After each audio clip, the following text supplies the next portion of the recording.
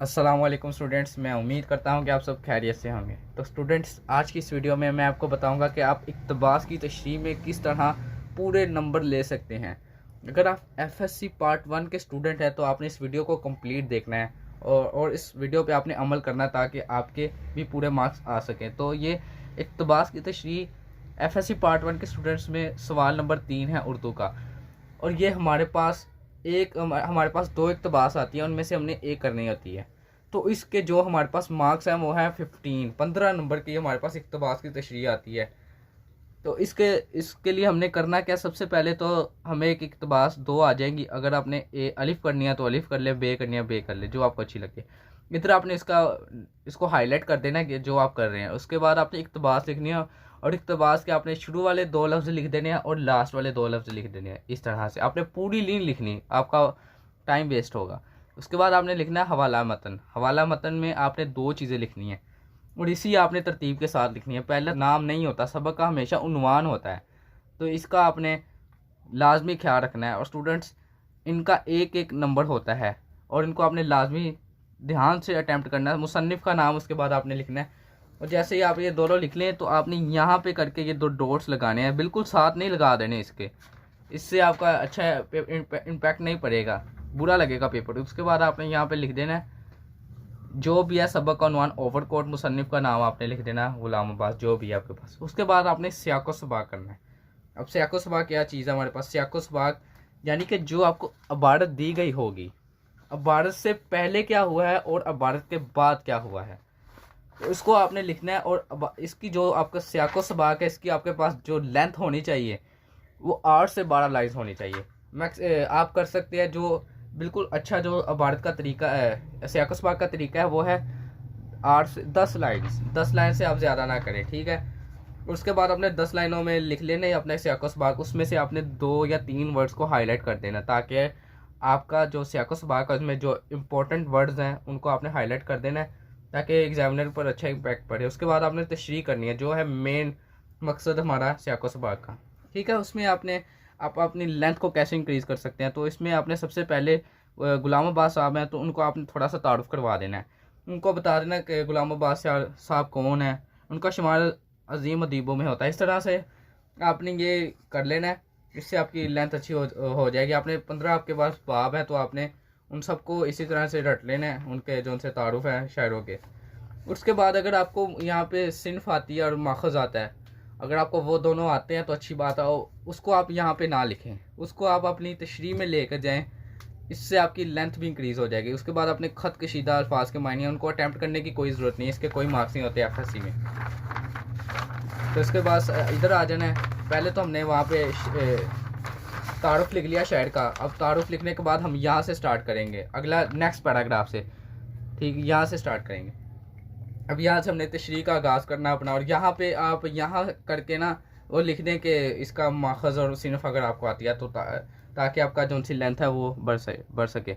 उसके बाद आपने यहाँ पे ना हर पेज पे आपके कम से कम 2 शेर अशार होने चाहिए, क्योंकि इससे अगर आप अशार लिखेंगे ना तो इससे तो आपकी एक तो तशरीह कम हो जाएगी, लिखना जो लिखने का काम है, और उसके बाद आपका पेपर भी खूबसूरत बन जाएगा। तो इस तरह से आपने लिख के आपने बकौले शायर, अगर आपको शायर का नाम आता तो आपने शायर का नाम लिख देना है, और उसके बाद एक लाइन आपने यहाँ से छोड़ देनी है और एक लाइन यहाँ से छोड़ देनी है। और इधर आपने कोई भी शेर लिख देना, या भी कोई भी आपको इस्लामी वाक़या है कोई वो लिख दें, आपको कोई कौल है वो लिख दें, कोई हदीस है, अल कुरान, जो भी है वो लिख लेना आपने। तो यहाँ पे आपने ये, अगर आपने कोई शेर लिखना तो आपने ये साइन लाजमी लिखना है, ये शेर की अलामत है, तो इसको आपने यहाँ पे लाजमी लिखना है। इधर से आपने कर लेना है ये शेर लिख के। फिर आपने, अगर आपको मैं एक ट्रिक बताता हूँ, अब अगर आपको यहाँ से तशरीह नहीं आती, तशरीह आपको भूल रही है, तो आपने करना क्या है कि आप इस शेर को, यानी कि यहाँ तक आपने लिख लिया, अब इस शेर को आप, जो आपने शेर लिखना है नीचे, उस शेर को थोड़ा सा आप एक्सप्लेन कर दें अपनी वर्डों में, अपनी वर्डिंग में।